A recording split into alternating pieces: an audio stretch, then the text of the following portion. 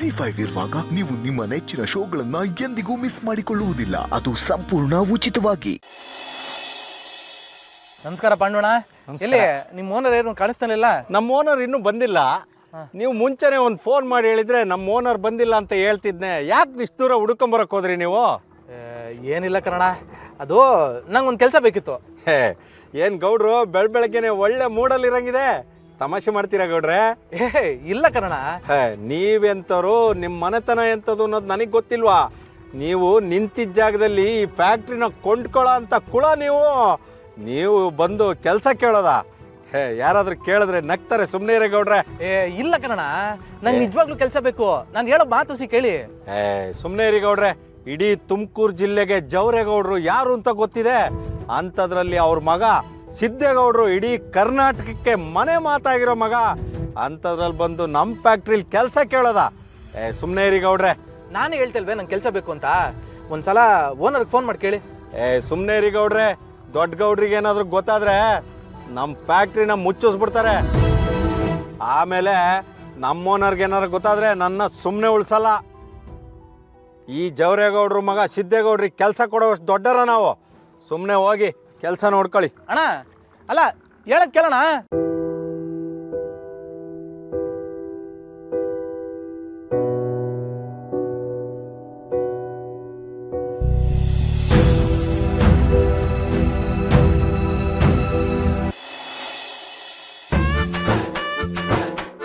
ಏನು ಮಸ್ರೆ, ಹೆಂಗೆ ನಡೀತದೆ ಕೆಲಸ ಎಲ್ಲ? ನೋಡಿದ್ರೆ ಗೊತ್ತಾಗಲ್ವಾ ಸರ್? ಮೆಟ್ರಿಯಲ್ ಇದ್ರೆ ಸಲೀಸಾಗಿ ಹೋಗ್ತಾ ಇರುತ್ತೆ. ಹೌದೌದು. ಹಾಂ, ಮತ್ತೆ ಆ ವಾಚ್ಯವನು ಹೇಗೆ ಕೆಲಸ ಮಾಡ್ತಿದ್ದಾನೆ? ಚೆನ್ನಾಗಿ ಕೆಲಸ ಮಾಡ್ತಿದ್ದಾನಾ ಅಥವಾ ರಾತ್ರಿ ಬಂದು ನಿದ್ರೆ ಮಾಡ್ಕೊಂಡು ಹಂಗೆ ಹೋಗ್ತಾನೆ? ನೋಡಿದ್ರೆ ಗೊತ್ತಾಗಲ್ವಾ ಸರ್ ಅವ್ರ ಬಗ್ಗೆ? ಏನ್ರಿ ನೀವು ಅವ್ರ ಬಗ್ಗೆ ಕೇಳಿದ್ರೆ ಈ ಡ್ಯಾಮಲ್ಲಿ ಗೇಟ್ ಓಪನ್ ಆದಾಗ ನೀರು ನುಗ್ಗುತ್ತಲ್ಲ, ಹಂಗೆ ನುಗ್ಗಿ ಬರ್ತೀರಾ ನೀವು? ಸರ್ ಅವ್ರ ವಿಷಯನೇ ಕೇಳೋಣ ಅಂತಿದ್ದೆ. ಅಡ್ವಾನ್ಸ್ ಕೇಳಿದ್ರಲ್ಲ, ಅದೇನಾಯ್ತು ಸರ್? ಏನ್ರಿ ನೀವು ಯಾವಾಗಲೂ ಅಡ್ವಾನ್ಸ್ ಅನ್ಕೊಂಡು ವಾರದಲ್ಲಿ 3 ದಿವಸ ರಜಾ ಕೊಡ್ತೀವಿ. ಎಲ್ಲಿಂದ ದುಡ್ಡು ಕೊಡೋದು? ನಾನೇನು ಪ್ರಿಂಟಿಂಗ್ ಮಿಷಿನ್ ಇಟ್ಕೊಂಡಿದ್ದೀನ? ಆಗಲ್ಲ ಸರ್, ಏನೋ ಪಾಪ ಅವ್ರ ತಾಯಿಗೆ ಹುಷಾರಿಲ್ವಂತೆ, ಕಷ್ಟದಲ್ಲಿದ್ದಾರೆ. ಹೇಗಾದ್ರೂ ಸ್ವಲ್ಪ ಅಡ್ಜಸ್ಟ್ ಮಾಡಿ ಕೊಡಿ ಸರ್. ಬರೀ ಇದಾಯ್ತು. ರಜಾನ ಕೊಡಬೇಕು, ಅಡ್ವಾನ್ಸ್ ಕೊಡಬೇಕು, ನಾನು ಇಲ್ಲಿ ಕಾಯ್ಬೇಕು. ಅವು ಕರ್ಮ ಇದು. 3, 4 ತೊಳಿ ಕೊಟ್ಬಿಡಿ ಅವ್ರಿಗೆ ಅಡ್ವಾನ್ಸ್ ಅಂತ ಹೇಳಿ ಕೊಡಿ. ಏನು ಸರ್ ಬರೀ 5,000 ಇದೆ? ಇನ್ನೇನು 5 ಲಕ್ಷ ಕೊಡೋಕ್ಕಾಗತ್ತಾ? ಅಲ್ಲ ಸರ್, ಸಂಬಳಕ್ಕೆ ಇನ್ನು 4 ದಿವಸ ಇದೆ. ಅಂಥದ್ರಲ್ಲಿ ಅಷ್ಟು ಕೊಟ್ಟಿದ್ರಲ್ಲ ಸರ್, ಪೂರ್ತಿನೇ ಕೊಡ್ಬೋದಾಯ್ತಲ್ವಾ? ಇದು ತೊಗೊಳ್ಳೆ ಕಥೆ ಆಯ್ತಲ್ರಿ ನಿಮ್ದು. ಕೊಟ್ಟರು ಹೇಳ್ತೀರಾ, ಕೊಡದೇ ಇದ್ರು ಹೇಳ್ತೀರಾ. ಕೊಡಿ, ಒಂದು ಕೆಲಸ ಮಾಡಿ. ಇನ್ನು 4 ದಿವಸ ಇದೆಯಲ್ಲ ಸಂಬಳ ಕೊಡೋಕ್ಕೆ, ಅವಾಗಲೇ ಇಸ್ಕೊಳಕ್ಕೆ ಹೇಳಿ. ಹಾಂ, ಬೇಡ ಕೊಡಿ ಸರ್. ನಿಮ್ಮ ಹತ್ರ ಎಲ್ಲ ಮಾತು ಕೇಳ್ಬೇಕು ನಾನು. ಅವು ಕರ್ಮನೇ ಇದು.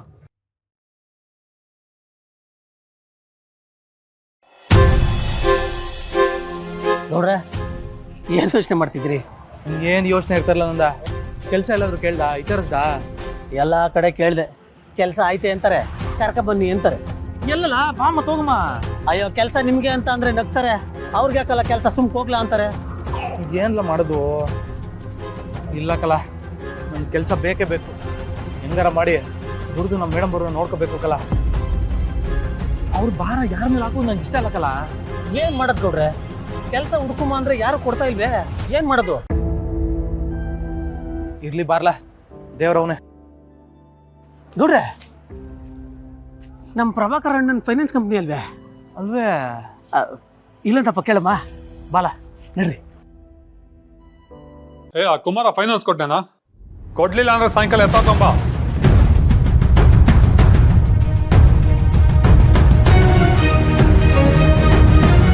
ಓ ಗೌಡ್ರೆ, ಬನ್ನಿ ಬನ್ನಿ. ನಮಸ್ಕಾರ. ನಮಸ್ಕಾರ ಪ್ರಭಾಕರಣ. ಬಡೂರ್ ಆಫೀಸ್ಗೆ ಭಗವಂತ ಬಂದಂಗಾಯ್ತು. ಬನ್ನಿ ಕೂತ್ಕೊಳ್ಳಿ. ಅಯ್ಯೋ, ಇಂಥ ದೊಡ್ಡ ಮಾತೆಲ್ಲ ಯಾಕೆ ಆಡ್ತೀರಾ? ಕೂತ್ಕೊಳ್ಳಿ.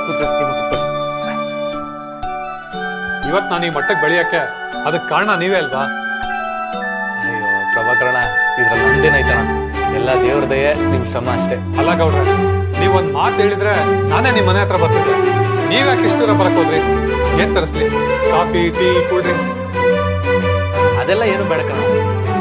ಅವಶ್ಯಕತೆ ನನಗೆ ಇತ್ತು, ಅದಕ್ಕೆ ನಾನೇ ಬಂದೆ. ನನ್ನಿಂದ ಏನಾಗ್ಬೇಕಾಯ್ತು ಗೌಡ್ರೆ, ಹೇಳಿ. ಅದು ಪ್ರಭಾಕರಣ, ನಿಮ್ಮ ಆಫೀಸಲ್ಲಿ ನಂಗೊಂದು ಕೆಲಸ ಬೇಕಿತ್ತು.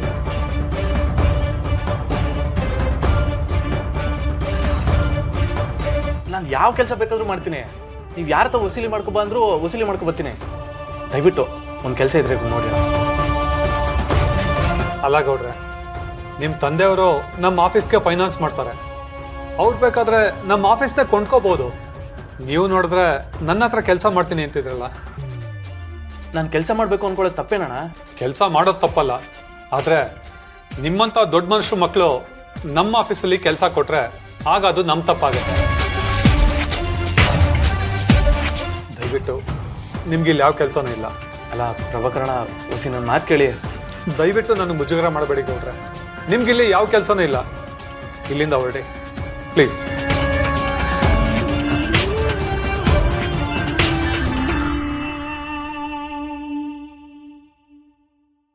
ಸರಿ ಕಣ.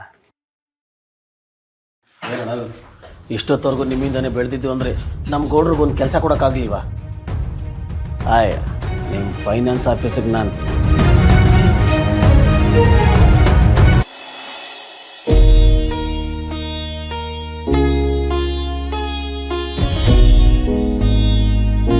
ವೀಣಾ, ಒಂಚೂರು ಕಾಫಿ ಕೊಡಮ್ಮ.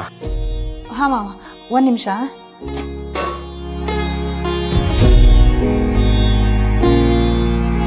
ವೀಣಾ, ಏನ್ ಬೇಕಿದ್ದೀಮ್ಮ?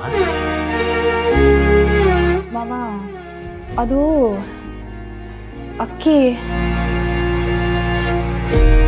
ಓಹ್, ಅಕ್ಕಿ ಅದು ನಾನೇ ತರಬೇಕಿತ್ತಮ್ಮ. ಏನೋ ಟೆನ್ಷನಲ್ಲಿ ಮರ್ತುಬಿಟ್ಟೆ. ಇವತ್ತು ಸಾಯಂಕಾಲ ತೊಗೊಂಡು ಬರ್ತೀನಿ. ಅದ್ರ ಜೊತೆಗೆ ಬೇರೆ ಏನೇನು ಬೇಕು ಅಂತ ಸಾಮಾನುಗಳದೆಲ್ಲ ಒಂದು ಸಣ್ಣ ಚೀಟಿಲಿ ಬರ್ಕೊಟ್ಬಿಡಮ್ಮ. ಸಾಯಂಕಾಲ ಆಟೋ ಕೆಲಸ ಮುಗಿಸ್ಕೊಂಡು ಬರ್ತಾ ಎಲ್ಲ ತೊಗೊಂಬರ್ತೀನಿ. ಪಾಪ ಮಾವನ ಹತ್ರ ದುಡ್ಡಿಲ್ಲ ಅನ್ಸುತ್ತೆ. ಎಲ್ಲಿ ನನಗೆ ಗೊತ್ತಾಗ್ಬಿಡುತ್ತೋ ಅಂತ ತಮಗೇನು ಸಮಸ್ಯೆನೇ ಇಲ್ಲ ಅನ್ನೋ ಥರ ನಡ್ಕೋತಾ ಇದ್ದಾರೆ. ವೀಣಾ, ಏನಮ್ಮ ಯೋಚನೆ ಮಾಡ್ತಿದ್ಯಾ? ಸಾಯಂಕಾಲ ತರ್ತೀನಿ ಬಿಡಮ್ಮ.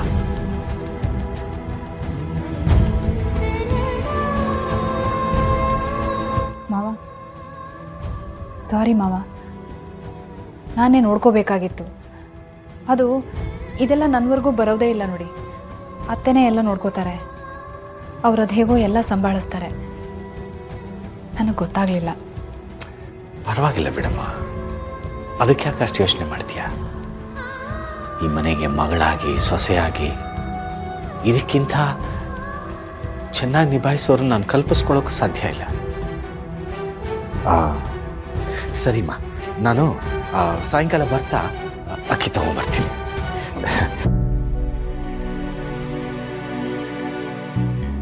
ಮನೇಲಿ ಎದೆ ಎತ್ತರಕ್ಕೆ ಬೆಳೆದು ನಿಂತಿರೋ ಇಬ್ಬಿಬ್ಬರು ದಾಂಡಿಗರಂತ ಗಂಡ್ಮಕ್ಳಿದ್ದಾರೆ. ಆದರೂ ಈ ವಯಸ್ಸಲ್ಲೂ ಮನೆಗೆ ಅಂತ ಮಾವ ಎಷ್ಟು ಕಷ್ಟಪಟ್ಟು ದುಡಿತಾ ಇದ್ದಾರೆ. ಇನ್ನು ಎಷ್ಟು ದಿನ ಇವರಿಗೆ ಈ ಕಷ್ಟನೋ ಏನೋ. ZEE5 ಆಪ್ ಡೌನ್ಲೋಡ್ ಮಾಡಿ ಎಲ್ಲಾ ಸಂಚಿಕೆಗಳನ್ನು ಸಂಪೂರ್ಣ ಉಚಿತವಾಗಿ ನೋಡಿ.